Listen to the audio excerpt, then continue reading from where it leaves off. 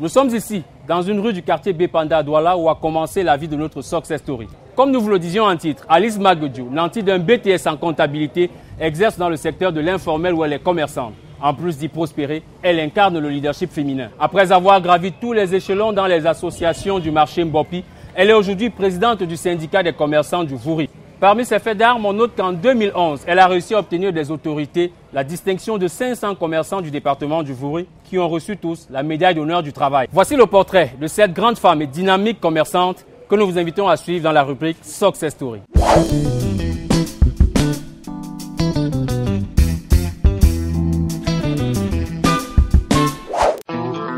Bam, salam, that's life. Bam, salam. Bam, salam, that's life. Bam, salam. Je suis originaire de l'Ouest, précisément dans les Bamboutos et dans le village Bamsengue. Nous perdons notre maman quand j'ostillais entre 4 et 5 ans et ce n'était pas facile. Très vite, mon papa s'est rattrapé parce qu'il va épouser un an après la mort de ma mère une maman formidable. C'est pour ça que j'ai de la peine aujourd'hui à dire aux gens que je n'ai pas de maman parce que c'est la vie.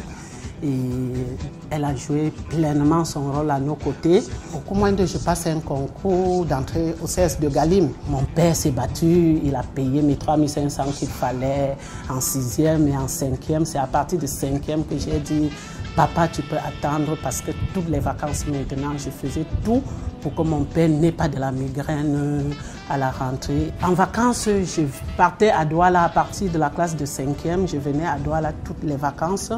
J'étais accueillie soit par ma tante à l'entrée du Panda, soit par mon oncle maternel à Oyak, où j'y restais. Mais mon point de chute était tous les jours au marché des dos. C'est le produit de tout ça qui paye ma scolarité. J'ai commencé le marché à Bada, c'est fait 50 ans aujourd'hui. Et elle, elle a commencé le marché, elle était 7 ans. Elle portait les petits seaux. Elle marchait, elle vendait les arachides, elle vendait les oignons. C'est ça, elle a grandi comme ça. Tu payais les arachides frais en seau. Tu partais laver, poser dans la cuvette, marcher au marché pour vendre. Après, tu avais commencé même à porter en sac pour vendre dans la brouillette, toujours ici au marché, devant nous. Oui. Comment? Bam, salam, that's life. Bam, salam. Quand j'arrive en 3e, je suis à un âge transitoire où beaucoup de questions se posent dans ma tête. Je veux tout comprendre à la fois. Ce qui m'a valu l'échec à mon BPCE, même si j'étais 2e de la classe pour aller en seconde au lycée de Bouddha. Comme j'avais déjà sollicité faire l'enseignement commercial et je ne sais pas trop pourquoi, parce que personne dans ma famille l'a fait, et mon grand frère m'a dit, à ça, tu ne peux pas changer de branche si tu n'as pas sanctionné ton premier cycle par un diplôme. Tu vas faire le lycée de Bouddha jusqu'à ce que tu aies le BPC si tu veux aller dans un collège. Je n'ai plus jamais connu d'échec jusqu'à obtenir le bac G2 qu'on disait être trop difficile à avoir. Moi, je l'ai eu en 1 an. J'ai eu mon probatoire en 1 an, ce qui fait que j'ai fait exactement 3 ans au collège photo de Banjul et j'ai présenté l'entrée au centre universitaire de Douala sur 2 aspects, l'INSET qui étaient les enseignants et puis le BTS. Et j'ai eu le cycle de BTS et j'ai échoué malheureusement à l'INSET et je continue à dire pour m'amuser que l'État camerounais a perdu quelque chose parce que j'aurais aimé l'enseignement, j'aurais aimé transmettre, j'aurais aimé être toujours avec les enfants pour leur dire que faites attention parce que la souffrance, c'est une école et autres. Après l'école, je n'ai pas tout de suite pensé être commerçant. On nous disait que quand on est sanctionné par un BTS, on est déjà cadre, on est agent de maîtrise d'entrée de jeu dans la société et autres. On rêvait aussi travailler dans des grandes sociétés et puis pour essayer de changer de cadre de vie. Le destin va me ramener où je sors parce que je vais sortir de l'école en 92. Et la crise économique battait son plein et on va tout de suite, pour ne pas rester désœuvré, je vais me faire recruter à Satellite Assurance comme agent commercial, ce qui n'était pas facile aussi. Mais j'ai eu de la chance d'être recruté à Soferco. C'est la société où j'ai fait exactement un peu de ce que j'ai appris à l'école, notamment la comptabilité et la fiscalité. Mais ça n'a duré que sur 3 ans, pas parce que mon travail est fini, mais parce que j'ai décidé de démissionner, parce que ça stagnait. Il faut aussi être suffisamment ambitieux. Et quand j'ai démystifié ce que je voulais démystifier à travers la comptabilité, à travers la fiscalité que je pouvais pratiquer en entreprise. Mais comme tout cela va se faire sur essaye, pas de contrat d'engagement et autres. Bon, le jour où Fokou m'a tendu la main parce qu'il trouvait en moi, quand je partais représenter mon patron, une fille assez dynamique et autre, voilà comment je me retrouve à Sofavin, en train d'être responsable régional de Sofavin. Et c'est dans le cadre de Sofavin que je vais connaître le marché Mbopi, parce que je dois livrer les gros clients, les gros enleveurs de ce Sofavin. Donc, il y avait un de mes patrons, un de mes clients à l'époque, qui tout de suite remarquait mon dynamisme et disait: Madame, franchement, moi aussi, j'ai besoin de quelqu'un d'aussi dynamique que vous. Et si vous trouvez une personne dynamique comme vous, vous me l'apportez parce que j'ai besoin de recruter. Et comme ma période d'essai, on ne va pas me donner le contrat de travail encore. Je profite de l'occasion, je lui dis, mais je suis encore même disponible parce que ça risque de traîner le pas de l'autre côté là. Voilà comment j'entre au marché Mbopi. D'abord pour être employé donc chez Zoko Sébastien du nom commercial Bon Vin. C'est lui donc mon patron, c'est lui qui me fait découvrir le marché Mbopi. Notez que Fokou m'a recruté et m'a ramené au commercial parce qu'être responsable d'agence ne relève plus de la comptabilité. J'avais un comptable, j'avais des fiscalistes, mais j'étais responsable d'agence. Ça fait que je me développais plutôt en commercial. Vous voyez, plutôt que ce que je fais dans la vie n'a rien à voir avec ce que j'ai appris à l'école. Donc lui aussi me récupère parce qu'il pense que je vais développer ses ventes. Et du coup, diagnostic, un mois après, dans son entreprise, je lui dis: patron, si vous voulez bien, je vous révèle ma vraie identité. Je suis gestionnaire de formation, je fais un peu de fiscalité, mais tel que je vois la structure là, c'est un peu un géant au pied d'argile sur le plan fiscal. Moi, je pense qu'au lieu qu'on se mette à multiplier les ventes sans sécuriser sur le plan fiscal, moi, je pense que je peux vous être plus utile à vous organiser la comptabilité, à vous organiser la fiscalité, et puis un jour ou l'autre, on recrute un comptable qu'on met en route et que je développe les ventes. Sinon, à ce stade, un seul redressement pourra nous faire couler. Et heureusement que Dieu m'accompagnait dans mes propositions parce que il a tout de coup cédé. Ça a duré environ 2 ans et c'est très vite, en représentant mon patron dans le bureau des commerçants, que je vais cerner les déboires réels des commerçants, notamment sur ce plan fiscal-là, que j'ai cerné combien certains gens peuvent aller dans nos grandes écoles pour venir, au lieu de servir l'État, au lieu d'encourager l'initiative des parents, être des truands de l'économie, du coup j'étais énervée par cela, animée par l'esprit de la justice. Du coup, les parents venaient et puis à chaque réunion, j'essayais de leur donner un point sur la fiscalité. Voilà comment ça devrait se faire. Au lieu d'être dans le maquis fiscal, déclarez-vous, nos lois fiscales ne sont pas autant méchantes que les gens qui les appliquent. Si vous payez vraiment ces choses telles qu'il se doit, vous aurez moins de la migraine que au lieu de laisser que les gens viennent, comme il se disait à l'époque, avec le crayon de 15 francs, on va détruire la richesse de ces gens-là, ainsi de suite. Ça me révoltait. Et puis, je me mettais du coup à ne faire qu'enseigner les commerçants. Chaque jour, on venait me consulter. Maman, ils m'ont donné telle lettre. Qu'est-ce que je dis? Qu'est-ce que je fais? Ce qui m'a amené à plutôt quitter mon patron et prendre un petit bureau dans l'informel encore et de me mettre entièrement à la disposition des commerçants de Mbopi. Pendant que je suis donc avec mon patron, et les membres du bureau de commerçants disaient: ah ça, cette fille, il ne faut pas qu'on la perde un jour. Si un jour elle s'en va du fait de ne pas être commerçant au marché, ou alors si son patron la remercie, effectivement, on va la perdre, elle ne sera plus de nôtre. Alors, voilà comment le bureau des commerçants s'est battu à me trouver un petit endroit. Je dois dire que mon petit comptoir, le tout premier, a été favorisé par le bureau des commerçants d'avant. Et effectivement, dans ce petit comptoir qu'on appelle coffret au marché Mbopi, ça va amuser, puisque plus tard, nous allons faire la guerre contre les coffrets, parce que c'est ça qui forme l'encombrement des marchés. Mais toujours est-il que c'est dedans que j'ai commencé. Il faut jamais oublier par là où on est passé. Moi, je pense que l'honnêteté voudrait que je sois reconnaissant envers ceux-là qui ont bien voulu, parce qu'à l'époque, je ne savais pas ce que c'est.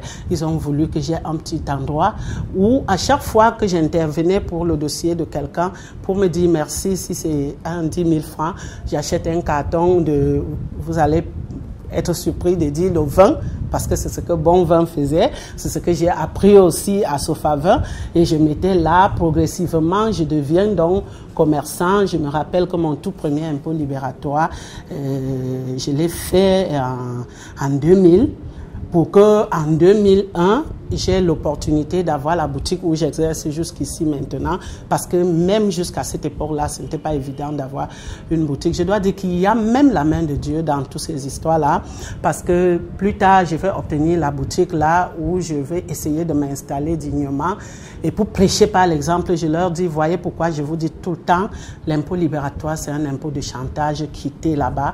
Moi-même, je prends pour commencer mes activités une patente, et vous verrez que je vais prêcher par l'exemple dans mon dossier, et vous verrez que j'aurai moins de la peine si je me comporte comme si je me comporte cela. Je crois que c'est ça qui a valu mon adoption à l'intérieur du marché. Tu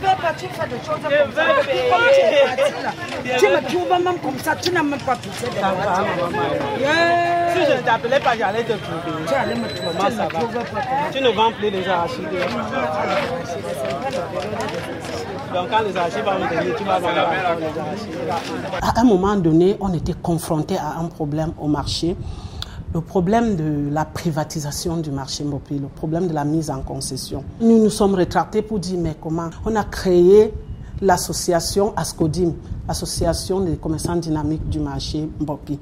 Le père fondateur de SICODEV, et ça c'était au début 2008, va suivre ce que je dis et décider de me chercher jusqu'à trouver. C'est comme ça que ce papa est venu nous prospecter et nous a dit quelle est la différence entre le syndicat et l'association, et nous a dit combien l'association est vulnérable. Du coup, il nous a convaincus et il a essayé de nous concilier avec les gens avec qui nous tapions et autres. Et en 2009, on a fait donc des élections pour que je découvre qu'il y a un système papal. Nous sommes arrivés en salle et on a dit, nous tous, nous sommes là pour défendre nos intérêts. Et pendant notre parcours, nous connaissons, nous qui sommes assis ici. Qui peut donc être notre président? Il n'y aura pas de candidature révélée. Prenons juste des bouts de papier. C'est à l'issue de cette élection-là que j'ai vu, heureusement, où j'ai été assez surpris de savoir que presque la quasi-totalité des représentants des commerçants qui étaient là avaient porté leur choix sur ma modeste personne.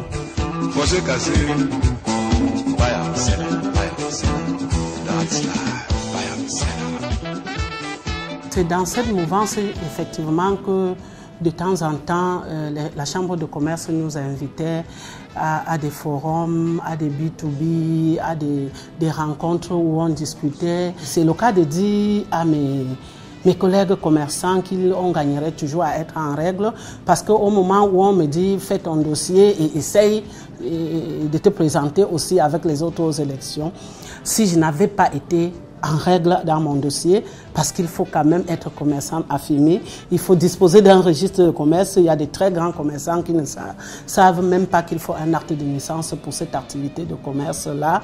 Il y a beaucoup de commerçants qui ne bénéficieront pas des actions, même de la diligence au niveau du tribunal quand il s'agit d'une affaire commerciale, simplement parce qu'ils ont perdu de vue le fait qu'il faut avoir un registre de commerce, disposer de sa carte contribuable, être à jour avec les impôts et autres. C'est le cas de remercier l'honorable Christophe Equin qui, dans ce dynamisme, dans ce qu'il a appelé mon dynamisme, ma complicité avec la base, dont les commerçants. Ils pensaient qu'il était grand temps que les commerçants s'approprient la chambre de commerce, parce que c'est une chambre de commerce, c'est des mines, c'est de l'industrie, c'est de l'artisan, mais d'abord chambre de commerce. Quand on veut diminuer son nom, on l'appelle chambre de commerce. Et je crois que c'était bien orienté pour lui de penser que la personne qui peut toucher le maximum des commerçants à la fois était nous, et il a essayé de nous filer cette info. Faites votre dossier et on verra comment ça va se passer. Et il a été très agréablement surpris qu'en 3 jours, j'ai pu leur apporter le dossier complet. Les commerçants ont cette année plus que jamais, ils se sont présentés à l'élection de la Chambre de commerce et du coup, j'ai des nouveaux défis à relever. Bon, c'est encore du learning by doing. Je vais être à la chambre de commerce avant de maîtriser même ce que c'est, avant de savoir quel est le morceau qui nous revient dedans.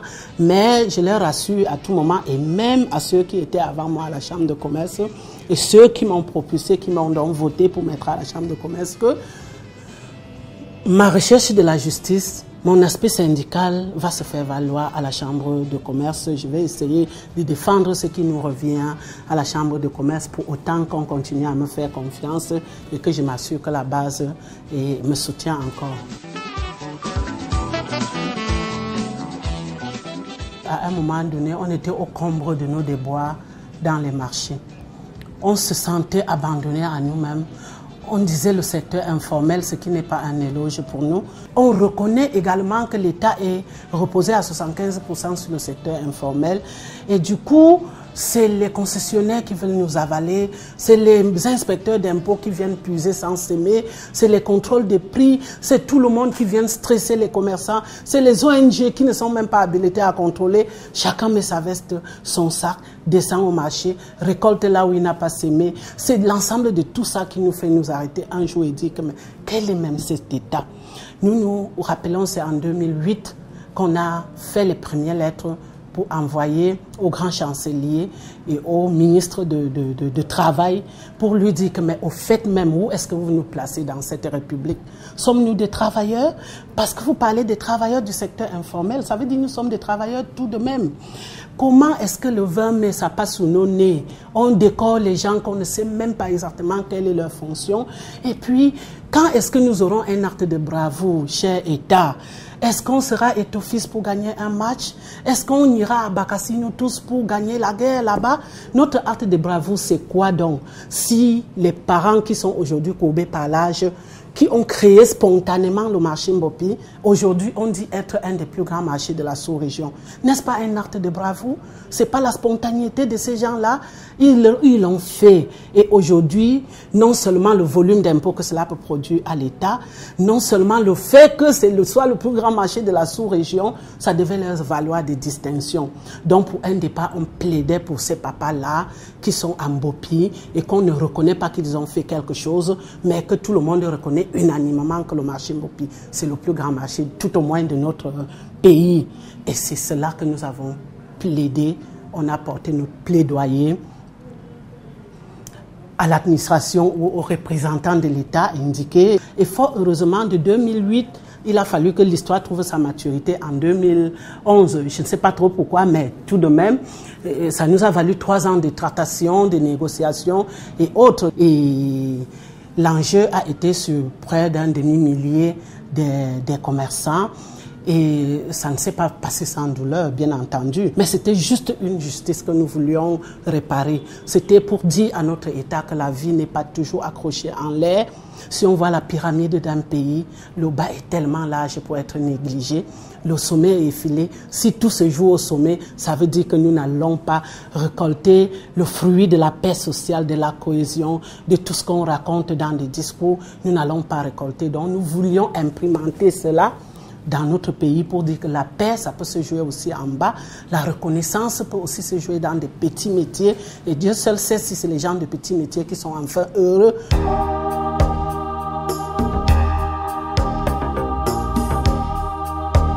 C'est vrai que je dois dire que la meilleure récompense que moi, personnellement, je reçois, c'est ces mamans de bas de l'échelle là, c'est ces papas là, en bas là, qui disent tous les jours, nous prions pour toi ma fille et autres. Pour moi, je dis c'est la plus grosse décoration. Mais je souhaiterais aussi qu'il y ait des gens qui me disent ce qu'il faut améliorer, parce que n'allez pas me dire que j'ai atteint le plafond du verre.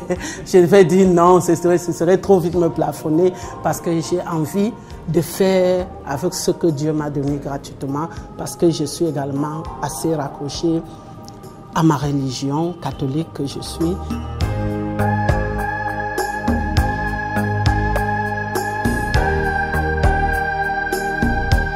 Je leur dirais qu'il faut essayer d'être vrai d'abord. Soyons vrais. Et ensuite, il faut être profond dans ce qu'on fait. Il faut également comprendre que l'école que nous faisons, c'est pour être prédisposés à nous prendre nous-mêmes en charge dans notre vie. Également, le métier de commerce, c'est l'un des rares métiers où on ne demande pas un concours à l'entrée. Tout ce qu'il faut, c'est plutôt d'être courageux, honnête et de venir s'installer, et surtout d'honnêteté, parce que on peut y arriver sans capital. Vous n'avez pas vu une seule seconde que j'ai hérité quoi que ce soit de qui que ce soit. Mais aujourd'hui, je ne peux pas dire que je dors affamé. Arrêtons de penser au bien du Père. Le plus grand bien que notre parent peut nous donner, c'est ce qu'il y a dans notre tête. Aujourd'hui, je vous le jure, quand on n'a pas une tête bien faite, on ne peut pas s'en sortir dans le commerce. Il faut connaître un peu de son droit pour essayer de demander à quelqu'un quel est ton ordre de mission. Toi qui te présentes dans ma boutique là, qui t'a envoyé? Tu es mandaté par qui? Donc du coup, le commerce d'ici quelques années ne peut recruter que les gens qui ont des diplômes à la base. Donc il n'y a plus de métier où on dit je vais m'amuser à l'école et j'irai faire ce métier là.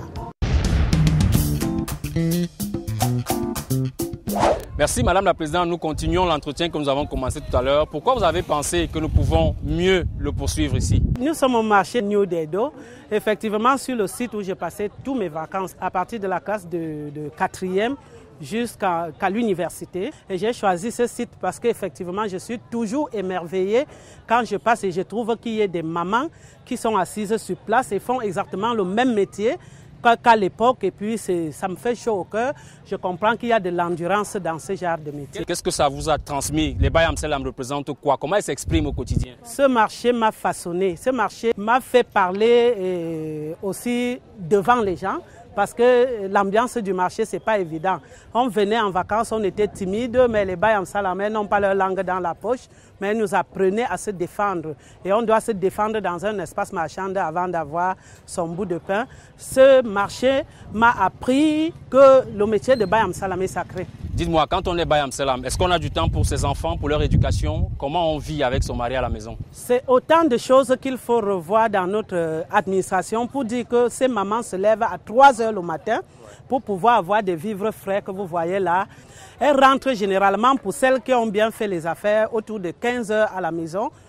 Toutes fatiguées, il faut qu'elles préparent pour les enfants, il faut qu'elles fassent tout. Ce n'est pas évident, mais elles tiennent pourtant, parce que moi-même, je suis un produit de Bayam Selam. Ce n'est pas une carrière facile. Les gens ont envie de vous demander, est-ce que vous allez continuer comme Bayam Selam demain? Qui va devenir exactement Madame Alice? Peut-être pas comme Bayam Salam, mais je me constitue défendeur de ce corps de métier. Moi, je pense que je vais m'investir dans la défense de ces mamans-là jusqu'au bout, parce que je sais ce qu'elles endurent pour faire fonctionner ce pays. Un mot de fin pour les téléspectateurs qui vous ont suivi, qui voient comment par l'engagement en tant que femme Bayam Selam, dans l'informel, vous réussissez une carrière. Qu'est-ce que vous pouvez leur dire comme message de fin? Je voudrais tout simplement dire à mes mamans que nous sommes de tout cœur avec vous. Nous allons arriver à dire à l'État que la vie ne se trouve pas plutôt en haut, mais ici en bas chez nous.